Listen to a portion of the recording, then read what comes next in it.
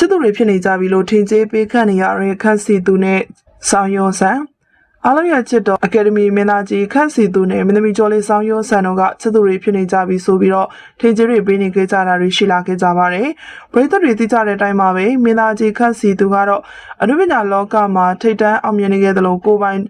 ရုပ်ရှင်ထုတ်လုပ်ရေးနဲ့စီးပွားရေးနယ်ပယ်မှာအောင်မြင်စွာလုပ်ကိုင်နေတဲ့လုပ်ငန်းရှင်တစ်ယောက်ပါ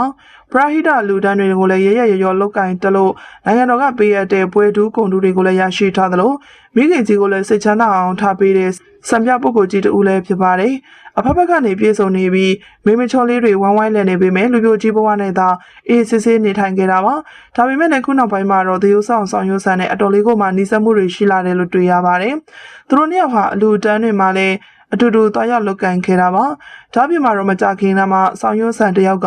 သူမရဲ့ခန္ဓာလာတဲ့ကိုပိုင်အင်ဂျီကိုပရိသတ်တွေကိုချပြခဲ့တာကြောင့်သူတို့နှစ်ဦးမကြခင်မှာလက်ထပ်သွားတော့မယ်ဆိုပြီးတော့ပရိသတ်တွေကတော့ထင်ကြေးပေးနေကြတာလည်းဖြစ်ပါတယ်ပြီးတော့အခုချိန်မှာတော့ EV ကားတွေကိုဝယ်ယူနေရတဲ့အကြောင်းရင်းကိုပြောပြခဲ့ပါတယ်တထေးကြီးစီတီဟာကတော့ EV ကားတွေကိုဆိုလာတက်စင်နာတွေအရင်ထဲကနေလုတ်ချင်တဲ့သူဖြစ်ပြီးတော့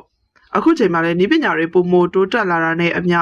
စိတ်ချရတဲ့အချိန်ရောက်ပြီးဖြစ်တာကြောင့်ဝယ်ယူနေပြီဖြစ်ကြောင်းပြောပြလာခဲ့ပါတယ်။ EV ကားတွေဆိုလာကားတွေအရင်တည်းကနေပေါ်ပေါက်လာတာဖြစ်ပေမဲ့လည်းအခုလောက်ထိဤပညာမစုံမလဲစိတ်မချရသေးလို့အချိန်တစ်ခုပေးကစောင့်ကြည့်နေသေးဖြစ်ကြောင်းသူ့ရဲ့တွက်ချက်မှုများကိုပြောပြလာခဲ့ပါတယ်။စီးပွားရေးသမားများပြည်တတ်တာသူ့အချိန်နဲ့သူတွက်ချက်ပြီးမှ safety ဘိုင်းရရောစိတ်ချရတဲ့ဤပညာပြည့်စုံလာတဲ့အချိန်မှသာသူကတော့ဝယ်ယူသုံးစွဲနေခဲ့တာလည်းဖြစ်ပါတယ်။ ဒရိုက်တာမင်းသက်မမောင်စီစဉ် Trader Show အဆုံးသတ်မှာအခုလိုမျိုးလူရွေးချယ်လိုက်တာကြောင့်ပရိသတ်တွေရဲ့စိတ်ပြည့်စွာပြောဆိုခြင်းကိုခံနေရတဲ့မျိုးလင်းကိုကတော့ Off You Daily Show မှာတော့ဒီကနေ့ကတော့ပြီးဆုံးသွားပြီပဲဖြစ်ပါတယ်။ပြန်မဲ့ဝင်လေးယောက်ထက်ကအနိုင်ရရှိသူတစ်ယောက်ကလည်းထွက်ပေါ်လို့လာခဲ့ပါတယ်။ပရိသတ်တွေအားလုံးကတော့မျိုးလင်းရဲ့ယောက်ျားဆန်ပြီးတော့မှကောက်ွယ်မှုအပြည့်ရှိသလိုအသေးစိတ်ကအစဒေဒီကြလုံးတဲ့သူနဲ့ပို့ပြီးတော့သဘောတူကြတာပါဒါပေမဲ့လည်းမျိုးလင်းကိုကတော့စကားကိုတော့မှလေးလုံးကွဲအောင်မပြောနိုင်မနဲ့ယောက်ျားဖြစ်ပြီးကြောက်တက်လွန်းတဲ့မင်းသွေးခန့်ကိုသာရွေးချယ်ခဲ့တဲ့အတွက်အားလုံးကတော့စိတ်အလိုမကျဖြစ်ခဲ့ရပါတယ်ဘာဖြစ်လို့ဒီကောင်မျိုးကိုရွေးချယ်ရလဲဆိုပြီးတော့မင်းကွန်းတွေထုတ်လာခဲ့ကြသလို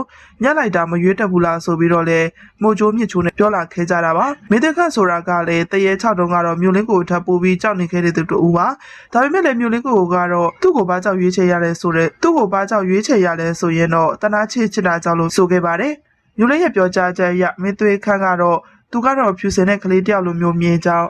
အရာကြီးကိုမှကာကွယ်ပေးထားတဲ့ romantic ဆန္ဒမျိုးတွေမလုပ်တတ်ပေမဲ့လည်းသူကတော့ပေါ့ပပလေးနဲ့သူမရဲ့စိတ်ကိုပျော်ရွှင်အောင်လုပ်ပေးနိုင်တဲ့ကောင်းလေးတယောက်ဖြစ်ကြောင်းသူမကမရွေးချယ်လိုက်ဘူးဆိုရင်လည်းမင်းသွေး